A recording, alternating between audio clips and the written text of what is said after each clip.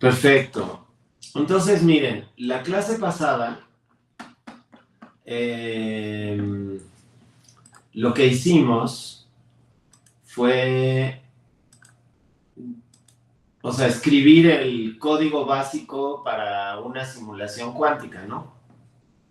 Entonces, esta es la actividad de la clase pasada. Y entonces, básicamente, lo que vimos es que para hacer una simulación cuántica, yo tomaba un hamiltoniano y lo dividía en sus, como en partes más simples, ¿no? Entonces, como ejemplo, lo que hicimos fue escribir un hamiltoniano como, o sea, es decir, realmente nunca escribimos el hamiltoniano, pero, o sea, lo escribimos en las notas, pero no lo escribimos aquí en el cuaderno de Júpiter, pero pues, lo podríamos, o sea, lo podemos reconstruir un poquito, ¿no? Entonces, aquí, a ver, déjenme.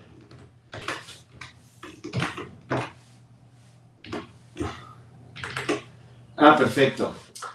Miren, lo podemos editar el hamiltoniano aquí en la actividad 9 para que vean lo que hicimos.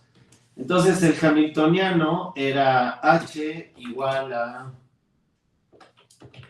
omega x jx más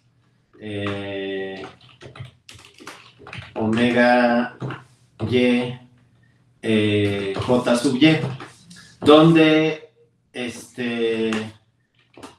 donde omega x y omega y eran, entonces aquí pueden ver el hamiltoniano, ¿no? Omega x y omega x y omega y eran unas constantes que habíamos definido aquí arriba, y el delta t pues era un tiempo muy cortito, comparado con la escala de tiempo del sistema. Y finalmente lo que hacíamos era separar el hamiltoniano en dos partes, o sea, en dos operadores de evolución temporal separados, ¿no? Entonces eso pues incluso también lo podemos escribir aquí. Lo que hacíamos era escribir el operador de evolución temporal como, ¿se acuerdan que es el operador de evolución temporal es básicamente así, ¿no? Entonces,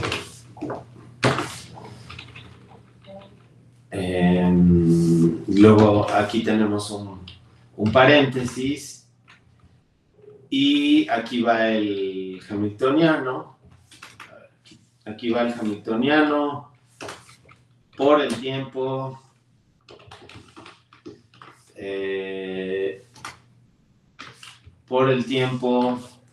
entre la h barra, ¿no? Entonces, este es el operador de evolución temporal y, bueno, digo, no estaría de más escribirlo completito.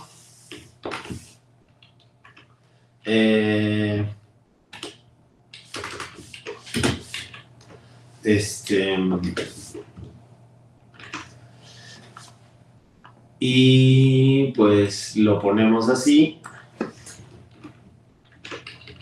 Entonces, en lugar del hamiltoniano, pues podemos poner aquí paréntesis y esto así. Y entonces el hamiltoniano, o sea, el operador de evolución temporal, para el ejemplo que hicimos la vez pasada, pues escribía de esta manera. Aunque lo que vimos es que era más conveniente, o sea, en este caso lo podríamos haber hecho directamente así, pero es mucho más conveniente, en este caso, separar el operador de evolución temporal en dos partes. Entonces, lo separábamos en dos partes de la siguiente manera. Entonces, ok,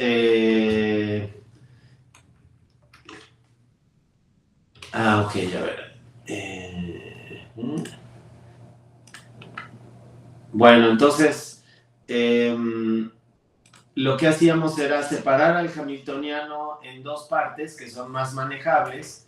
O sea, en este ejemplo lo podríamos haber hecho todo junto, ¿verdad? Porque es un hamiltoniano muy chiquito. Pero es... a ver, nada más lo escribo porque si no me voy a hacer bolas. Y aquí me falta X, así, ¿no? Entonces, en lugar de escribir el hamiltoniano de esta manera, ahí está. Entonces, en lugar de escribir el hamiltoniano de esta manera, en una simulación cuántica, en general lo que uno trata de hacer es escribirlo de manera que sea más manejable como en partecitas, ¿no? Entonces, estoy viendo que me faltó aquí el tiempo entre la H barra y ya acabamos, ¿no? Entonces, el hamiltoniano, en lugar de escribirlo de esta manera, lo escribo de esta manera de aquí abajo, separado, tomando en cuenta que el saltito en el tiempo es muy chiquito, ¿ok? Entonces, aquí, para que se vea mejor que los tiempos para este caso son más chicos, vamos a poner delta t, y aquí vamos a poner delta t, ¿ok? Y entonces, si el tiempo es muy cortito, entonces el operador de evolución temporal, pues aquí en lugar de poner igual debería poner aprox, ¿verdad? Porque no es exactamente lo mismo si el delta t es muy chiquito, ¿no? Entonces lo puedo separar en dos partes. Entonces para eso creé dos compuertas cuánticas que son básicamente la evolución temporal de la parte que es proporcional a jx con un factor omega x por el tiempo, ¿no? Que es el que tengo aquí, omega x por el tiempo, y al que llamé jx, y lo mismo hice con jy, ¿no? Que lo separé en dos partecitas. Pero además a estas compuertas las controlé porque yo sé que el algoritmo de tomografía cuántica, en el algoritmo de tomografía cuántica necesito controlar esas compuertas. Entonces, pues luego armé mi compuerta de evolución temporal, que es básicamente el producto de las evoluciones temporales de esos dos cachitos. O sea que este circuito que tengo aquí es básicamente lo mismo que este producto de dos operadores de evolución temporal independientes. Nada más que aparte estos están controlados. Bueno, y luego creé la compuerta, o sea, a partir de este circuito que tenía las dos compuertas controladas, creé una sola compuerta, que es esta de aquí, a la que llamo U de delta t y que ya está controlada y no necesito hacerle nada más. Y ya contiene los dos operadores de evolución temporal, ¿no? Como pueden ver, aquí están los dos operadores de evolución temporal y esos dos están adentro de este circuito que luego convertí en una compuerta. Bueno, y aquí lo único que hice es probar qué ocurría, o sea, lo único que hice fue probar cómo se veía esa compuerta adentro del circuito cuántico. Bueno, y más adelante ya lo que hicimos fue armar todo el circuito completito, ¿no? Es decir, poner la evolución temporal, la preparación. Entonces, les recuerdo, esta era la preparación del estado, que lo podríamos haber hecho con una matriz de Householder, pero decidimos que lo íbamos a hacer con una compuerta X, y entonces, pues, la preparación del estado aquí es la X controlada, pero ustedes pueden preparar el estado de otras maneras diferentes. Después, estas tres compuertas de aquí son la evolución temporal, y estas compuertas de aquí son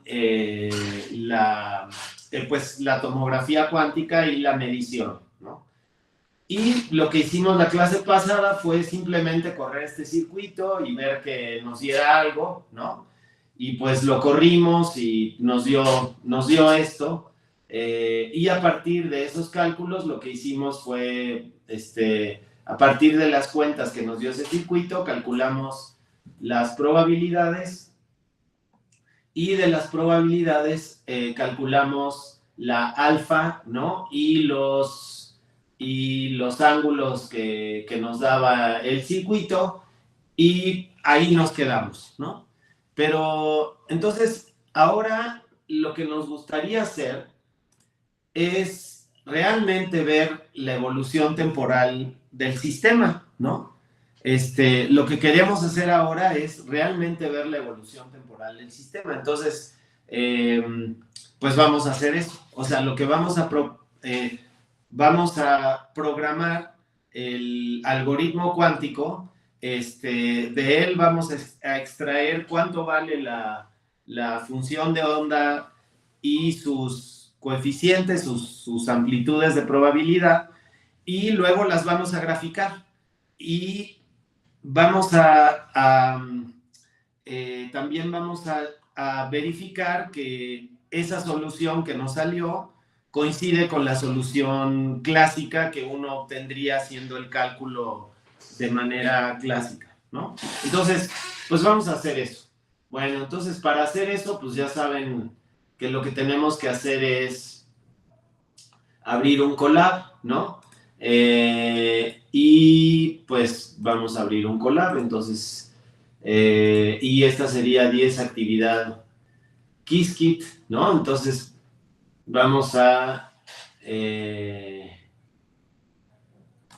abrir un Colab, nada más que dejen que me organice un poquito, porque si no... Bueno, entonces acuérdense que para abrir Colab, pues nada más ponen Colab, lo pueden buscar, les sale... No era lo que yo quería. A ver, entonces mejor aquí en el Colab, Research, no sé qué, ¿no? Entonces creamos un nuevo notebook. Y a ese nuevo notebook lo vamos a llamar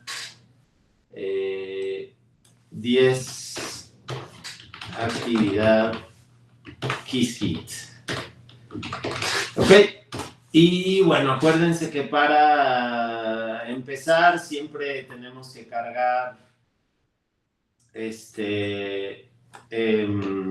Qiskit, ¿no? Entonces cargamos Qiskit, le damos Shift Enter, y luego, pues acuérdense que también pues, es conveniente cargar un montón de cosas, ¿no? Que seguramente nos van a servir. Fíjense, bueno, ahorita les muestro, ahorita que termine de hacer eso, les muestro, pero import matplotlib as PLT, hasta ahora nunca lo habíamos usado, y hoy lo vamos a usar bastante. Y luego, pues no se olviden de que tenemos que cargar pues todo lo que tiene que ver con Qiskit, aunque la mayoría de las veces usamos nada más una fracción de eso, ¿no? Y hoy, pues vamos a hacer una simulación cuántica. Entonces, pues nos conviene cargar ¿cómo se llama? La computadora cuántica, ¿se acuerdan? Esta genérica. Entonces, pues de una vez, porque la vamos a usar. Y, ok, yo creo que con eso ahorita ya podemos funcionar, ¿no? Bueno, entonces, lo que quiero hacer es crear una serie de circuitos. O sea, no nada más necesito uno, ¿no? O sea, un circuito me va a dar la evolución temporal por un delta t o dos deltas t o tres deltas t. Entonces yo quiero generar una serie de 100 circuitos que me produzcan o sea, como un barrido en el tiempo de la función de onda. Entonces, para eso voy a utilizar la instrucción for, ¿ok? Entonces, hasta ahora no la habíamos utilizado en Python. Seguramente algunos de ustedes ya la saben utilizar, pero seguramente hay otros que no la saben utilizar. Entonces, les voy a explicar cómo utilizar la instrucción for. Bueno, entonces, por ejemplo, para utilizar esa instrucción, lo que hacemos es escribir for.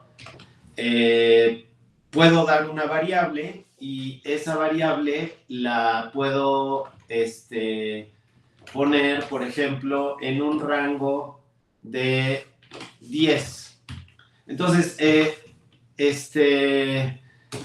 fíjense que luego de que le pongo los dos puntos y le doy enter, el editor automáticamente me justifica la siguiente línea un par de lugares hacia la derecha. Y eso es muy importante porque si no lo hago, entonces la instrucción que sigue no va a estar contenida dentro del for. Entonces, para que esté contenida dentro del for, necesita estar justificada, ¿no? Entonces, hay lenguajes como por ejemplo C, en donde uno tiene que avisar dónde empieza el for y dónde termina el for. Pero en este caso, la manera de avisar dónde empieza el for y dónde termina el for es exclusivamente por medio de la justificación del texto. Entonces, por eso mi texto aparece un poco hacia la derecha, ¿no? Entonces, en este caso, lo que estoy diciendo es, imprime la variable i que va a estar en un rango de 0 a 9, ¿no? Si yo pongo range, aquí si se fijan puse range 10, eso quiere decir que voy a ir desde 0 a 9. Porque acuérdense que Python siempre cuenta desde 0. A diferencia de muchos otros lenguajes de programación, ¿no? Que básicamente cuentan desde 1 o, en fin. Entonces, como pueden ver aquí, lo que ocurrió es que Python me contó desde 0 hasta 9, ¿no? Y si hubieran puesto aquí 20, entonces lo que hace Python es imprimir desde 0 hasta 19. Bueno, otra técnica que voy a utilizar el día de hoy es que voy a empezar con una lista abierta. Entonces, vamos a definir, en este ejemplito de aquí, vamos a definir una lista. Y esa lista la voy a escribir como 2 corchetes. O sea, que quiere decir que esa lista por ahora está vacía. En Python, una lista se escribe de la siguiente manera. Por ejemplo, si yo quiero escribir una lista, esta de aquí es una lista. O sea, es una lista que tiene elementos 0, 1, 2, 4. Entonces, si yo quiero sacar de aquí el elemento 1 de la lista, entonces pongo lista 0, ¿no? Acuérdense otra vez que Python siempre cuenta a partir desde 0, entonces el primer elemento de la lista es el elemento 0. Entonces me dice el elemento 0 vale 0, ¿no? Si le digo cuál es el cuarto elemento, bueno, cuál es el segundo elemento, pues es 1. El tercer elemento es 4 y el segundo elemento es 2, ¿ok? Pero pues en una lista uno puede meter diferentes cosas. Por ejemplo, podría haber metido cadenas de caracteres, ¿no? Por ejemplo, aquí podemos poner el 1, aquí podemos poner Juanito y aquí podemos poner Miguel, ¿no? Exacto. Entonces, si ahora yo le pido el primer elemento de la lista a Python, entonces me va a decir que el primer elemento de la lista es A, que el segundo elemento de la lista es el 1, que el tercer elemento de la lista es Juanito y el cuarto elemento de la lista es Miguel, ¿no? Y si le pido un elemento que no existe, entonces me marca un error y me dice que el índice está fuera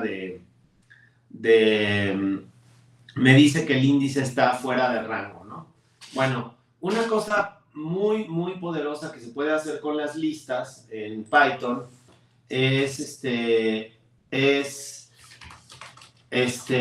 vamos a dejar esta lista así como la teníamos. Y una cosa que yo puedo hacer con las listas es agregarles cosas.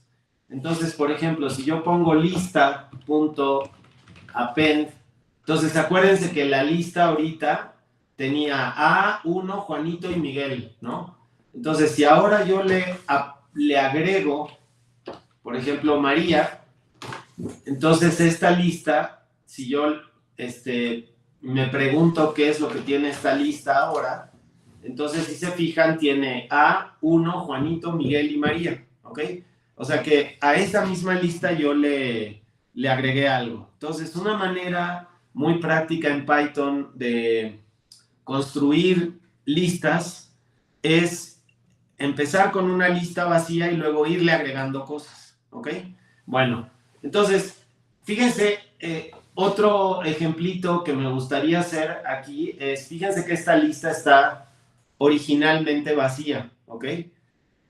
Entonces, a mí me gustaría que la lista al final contuviera varias listas. O sea, por ejemplo, una lista que tenga el 0 y luego una siguiente lista que contenga el 0 y el 1, una siguiente lista que contenga el 0, el 1 y el 2 y así sucesivamente. Entonces, lo que voy a hacer es lo siguiente. Voy a, bueno, si, fíjense que aquí, a ver, vamos a hacer un primer ejemplito. Antes de eso, vamos a hacer lo que nos sugiere Colab, que es a la lista vacía esta que tengo aquí, agrégale el elemento II, ¿ok? Entonces, si corro este programa, si corro esa línea, y luego me pregunto qué es lo que tiene la lista, lo que va a tener la lista, pues son precisamente todos los números del 0 al 19, ¿ok? Bueno, entonces, vamos a hacer otro ejercicio un poquito más difícil, que es crear una lista con varias listas adentro, que es algo que vamos a necesitar hacer para los circuitos, ¿ok? Voy a necesitar crear varios circuitos y voy a necesitar que estos circuitos sean progresivamente más grandes. Bueno, entonces, fíjense que aquí lo que puedo hacer es otro for, pero ahora JJ, y le voy a poner en el rango de II. O sea que cuando II valga 0, voy a tener un rango 0 en el que no voy a tener nada. Luego, cuando II valga 1, entonces voy a tener un rango que va a ser simplemente el número 0. Cuando II valga 2, pues voy a tener 0 y 1. Cuando II valga 3, voy a tener 0, 1 y 2, y así sucesivamente. Bueno, y entonces aquí voy a crear una lista pequeña que voy a llamar lit y la voy a hacer vacía para empezar, y luego acuérdense que adentro de cada for tengo que anidar. Entonces a lit le voy a agregar JJ, y finalmente cuando ese for termine, a la lista grande le voy a agregar la lista pequeña, ¿ok? Bueno, yo sé que ahorita es posible que estén un poco confundidos de por qué estoy haciendo esto, pero en un momentito van a ver que voy a hacer exactamente lo mismo con los circuitos, ¿ok? Entonces, si corro esto y luego me pregunto qué tiene la lista, fíjense que la lista contiene una lista la primera lista es una lista vacía, la segunda lista tiene 0, la siguiente tiene 0, 1, la siguiente tiene 0, 1, 2, y así sucesivamente hasta que tengo 0 hasta 18, ¿no? Porque cada vez le fui agregando más términos a esa lista. Entonces, fíjense qué es lo que yo quiero hacer. Esto es justamente lo que quiero hacer con los circuitos. Porque lo que quiero hacer es crear un circuito primero que no tenga ningún operador de evolución temporal para que me dé el estado inicial. Y a ese circuito luego le quiero agregar un operador de evolución temporal. Uno solo. Al siguiente le quiero agregar 2 porque quiero que avance en el tiempo 2 delta t. Al siguiente quiero que le agregue uno más para que avance 3 delta t. Y al siguiente le quiero agregar 4 para que avance 4 delta t. Entonces eso es lo que voy a hacer, ¿ok? Bueno, entonces vamos a hacer justamente lo mismo que lo que hicimos aquí, pero en lugar de con listas de números, vamos a hacerlo con circuitos cuánticos. Entonces, vamos a poner que el número de circuitos cuánticos sea en principio 100, ¿ok? Le voy a pedir una evolución temporal en donde haya 100 tiempos en total. Entonces voy a necesitar 100 circuitos cuánticos. Uno donde evolucione en t igual a 0, otro donde evolucione en t igual a delta t, otro en donde evolucione en t igual a 2 delta t, y así sucesivamente. Bueno, entonces, por eso, entonces hago lo mismo que lo que tengo en el circuito de arriba. O sea, lo que tengo, perdón, en el ejercicio de arriba. Entonces vamos a poner for ii in range nc, y esto lo que va a hacer es correr la ii va a ir desde 0 hasta 99 en este ejemplo, ¿ok? Porque como nc vale 100, acuérdense que Python cuenta desde 0, entonces no llega hasta 100, nada más llega hasta 99, llega un nivel más abajo. Le doy enter a esto y si se fijan, la siguiente línea me queda justificada 2 lugares a la derecha. Y entonces aquí voy a empezar a poner el circuito de la vez pasada. Entonces, digo, podríamos hacer copy-paste de la actividad pasada, pero yo creo que es mejor que lo programemos porque así recordamos un poquito qué fue lo que hicimos, ¿no? Bueno, entonces vamos a poner, a ver, nada más que sí me gustaría conservar el mismo nombre, entonces vamos a ponerle QC sim de simulación cuántica, ¿no?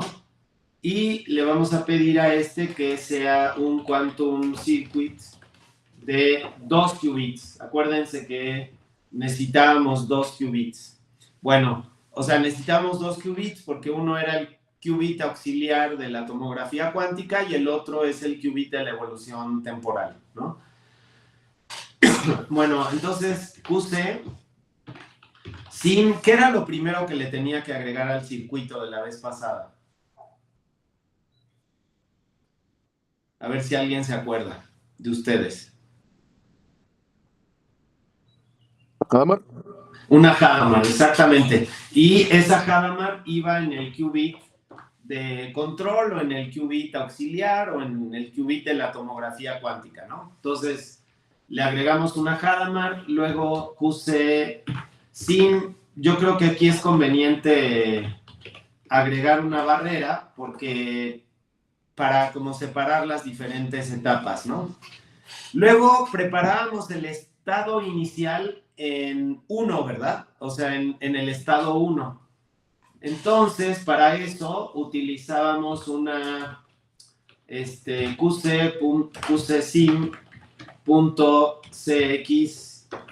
0,1, ¿no? Entonces, la X es un operador unitario que lo que hace es prepararme al estado cuántico en el estado 1.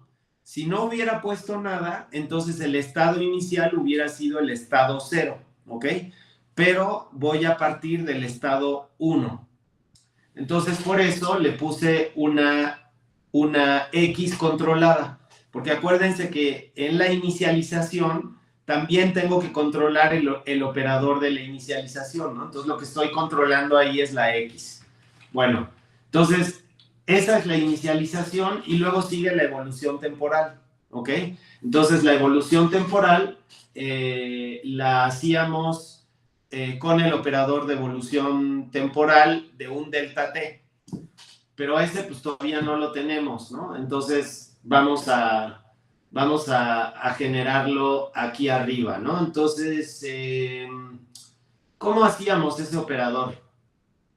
Ay, se me olvidó cargar allá arriba la Hamiltonian Gate, que es la que vamos a tener que utilizar. Entonces, pues cargamos la Hamiltonian Gate y a ver cómo, entonces vamos a producir todo nuestro operador de evolución temporal, igual que como lo hicimos la clase pasada, ¿no? Entonces, creo que le poníamos gate, gate 1, creo que lo llamábamos así. A ver, vamos a llamarlo de la misma manera para que gate 1 lo llamábamos. Entonces, gate 1 era igual a Hamiltonian gate, y el primer argumento de la compuerta hamiltoniana era el operador JX. Úchale, pues ese también se me olvidó, todavía no lo he generado, pero no importa, ¿verdad? Lo generamos. Entonces, a ver, sí, aquí sí me voy a dar chance de usar copy-paste. Entonces, acuérdense que habíamos generado JX y JY y también teníamos unas constantes que habíamos dicho que eran omega X y omega Y. Entonces, vamos a poner todo eso en la misma celda. Y entonces, esto era JX, y acuérdense que el tiempo aquí yo lo podía definir como delta t, pero como tengo una constante, entonces omega x por delta t y omega y por delta t, y pues no estaría mal ponerles unos labels a estas cosas para que se entienda lo que son cuando escribamos el circuito. Entonces label igual a, y aquí acuérdense que pueden utilizar instrucciones de LaTeX. Entonces vamos a hacer lo mismo con JY y JY, ¿no? Entonces tengo estas dos compuertas, ya las generé, y entonces ahora voy a producir un circuito cuántico que me permita meter esas dos compuertas en una sola. Entonces, pues vamos a llamarle QC igual a Quantum Circuit. Entonces, esto tiene que tener 2 qubits, porque esas compuertas, pero esas compuertas se me olvidó controlarlas, ¿verdad? Entonces, las tengo que controlar. Entonces, vamos a controlarlas. Punto control. Acuérdense que toda la evolución temporal y la preparación del estado y todo va controlado, ¿no? Entonces, por eso le vamos a agregar ahí unos controles, ¿no? Que ya se me estaban olvidando. Entonces, luego QC igual a Quantum Circuit 2, y luego vamos a poner QC.append la compuerta 1 y la compuerta 2, y luego nada más para ver que estamos haciendo las cosas bien, vamos a dibujar ese circuito en MPL, ¿no? Y ya tengo el circuito dibujado. No estoy repitiendo un poquito lo de la clase pasada, un poquito más rápido, y luego quiero generar una compuerta a partir de este circuito, ¿no? Entonces, para generar una compuerta a partir de este circuito es gate vamos a llamarla delta t, igual que la vez pasada, y lo que hacemos es qc.toGate para que lo convierta en una compuerta, y vamos a ponerle un label para que sepamos lo que es. Y mira, pues ese label no estaba tan mal, pero pues ya me lo borró, entonces pues lo voy a tener que escribir yo. Entonces lo escribimos como UD, y acuérdense que puedo usar, puedo utilizar LaTeX, ¿no? Y finalmente puedo comprobar que si agrego, un circuito cuántico QC, A, no sé, por ponerle un nombre, igual a Quantum Circuitos, le agrego esa compuerta y lo dibujo para ver qué pasa. Entonces, pues ya me sale la compuerta que me contiene a estas dos evoluciones temporales, ¿ok? Bueno, entonces ya tengo chance de regresar otra vez a mi circuito cuántico. Bueno, entonces fíjense que lo que voy a hacer aquí, o sea, aquí tenía, me había quedado en que esta era la preparación del circuito, ¿no? Entonces, a ver, repaso rápido. Entonces, creo el circuito, lo meto adentro de un for porque voy a crear varios circuitos. Luego agrego la Hadamard, que es la compuerta, es la primera compuerta de la tomografía cuántica.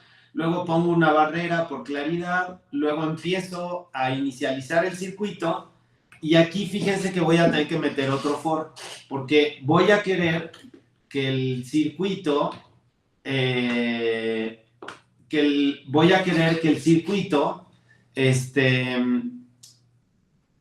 que en el primer circuito no haya compuerta de evolución temporal. En el segundo quiero que haya una, en el tercero quiero que haya dos, en el cuarto quiero que haya tres, en el quinto, etcétera. Y así sucesivamente, ¿no? Entonces, lo que estoy haciendo aquí es con este for, le agrego la compuerta U delta, un número de veces que me va a decir que va a estar dado por la variable I. O sea, si se fijan, la variable I me va a decir qué tantas veces tengo que agregar la compuerta. Entonces, la variable I, pues la primera vez vale 0. Entonces, la primera vez agrego 0 veces la compuerta. La segunda la agrego una vez, la tercera 2, y así sucesivamente. Bueno, entonces, después de las compuertas, pongo una barrera, ¿no?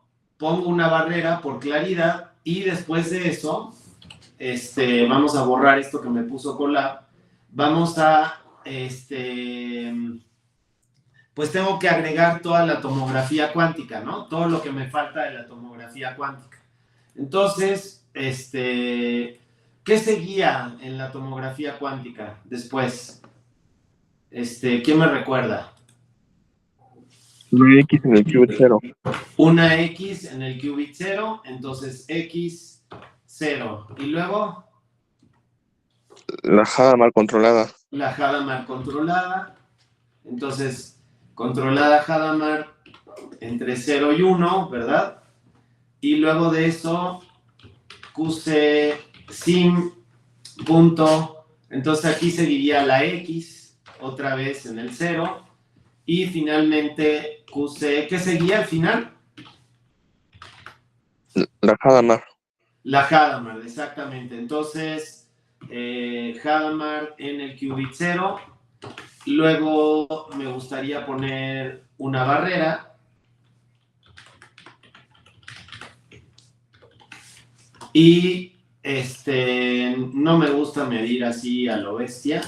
Me gusta como medir QC sim. Bueno, fíjense que aquí se me olvidó que si voy a medir, entonces tengo que poner los canales clásicos, ¿no? Entonces, aquí arriba se me olvidó poner los canales clásicos, y ahora sí ya puedo medir. Entonces puedo poner measure y del canal 0 y 1 a los canales clásicos 0 y 1, y ya acabé, ¿ok? Ya terminé. Entonces, pues vamos a correr esta línea a ver qué hace, ¿ok? Bueno, esta línea por ahora, si se fijan, no hace gran cosa, nada más me construye varios circuitos, pero yo los quiero ir guardando a medida que los va construyendo. Entonces, lo que voy a hacer es me voy a crear una lista de circuitos que inicialmente va a estar vacía. ¿Se acuerdan que esa era la técnica? Creas una lista que está vacía y luego le vas agregando cosas. Entonces, aquí abajo ya terminó de construir el circuito. Entonces, lo que tengo que hacer es, a esa lista le voy a agregar el circuito cuántico que acabo de generar. Entonces, cada vez que pase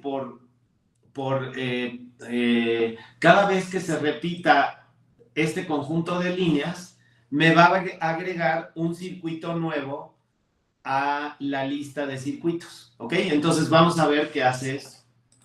Ok, entonces lo corremos y si se fijan lo hizo impresionantemente rápido. Y entonces en QCList, o sea, yo me puedo preguntar qué es lo que quedó en QCList, ¿no? Entonces vamos a ver la variable QCList para ver qué tiene, y si se fijan, lo que tiene es un chorro de circuitos cuánticos. Y si se fijan, todos son diferentes. Aquí se ve que son diferentes, ¿no? Porque fíjense cómo el numerito es diferente, ¿no? Este es un número hexadecimal que me sirve un poco como de referencia a qué es cada cosa, y entonces cada uno de esos es un circuito. Entonces, pues me puedo preguntar cuál es la longitud o sea, cuántos elementos tiene esa lista, y pues si se fijan, lo que me responde es que esa lista tiene 100 elementos. Pues claro que tiene 100 elementos, porque aquí arriba yo le dije que el número de circuitos era 100, y este for corre desde 0 hasta 99, ¿no? Que son 100 números. Entonces, lo que puedo hacer es ahora ver cuál es el primer elemento de esa lista. Entonces, vamos a ver el primer elemento de esa lista. Entonces, puse list. Entonces, vamos a ver el primer elemento de esa lista. Y lo que me dice es que el primer elemento de la lista es un quantum circuit, ¿ok? Entonces, si es un quantum circuit, entonces pues lo puedo imprimir, ¿no? Lo puedo ver. Y acuérdense que los circuitos se ven con draw MPL y me sale el primer circuito. Entonces, tal como les había prometido, el primer circuito tiene la preparación del estado y tiene toda la tomografía cuántica, pero todavía no tiene ningún elemento de evolución temporal, porque yo quiero saber cómo es el sistema en t igual a 0. Ahora vamos a ver cómo es el circuito en el segundo circuito que tengo ahí. Y entonces el segundo circuito, si se fijan, tiene la misma preparación del estado, un U delta T y luego toda la tomografía cuántica. Y de hecho, si quieren, podemos ver uno, si quieren vamos a ver uno ya más, por ejemplo, el 50, ¿no? Vamos a ver el 50, a ver qué tiene. Y entonces, el 50, pues tiene la preparación del estado y luego la evolución temporal por, supongo que 49 veces delta T, ¿no? Incluso, miren, una cosa que podríamos hacer para checar, o sea, para que se den una idea de cómo está la cosa, es QCList, ¿no? A ver, entonces QCList 0 es el primer circuito. Y le puedo calcular la profundidad a ese circuito, ¿no? Y la profundidad de ese circuito es 7, ¿no?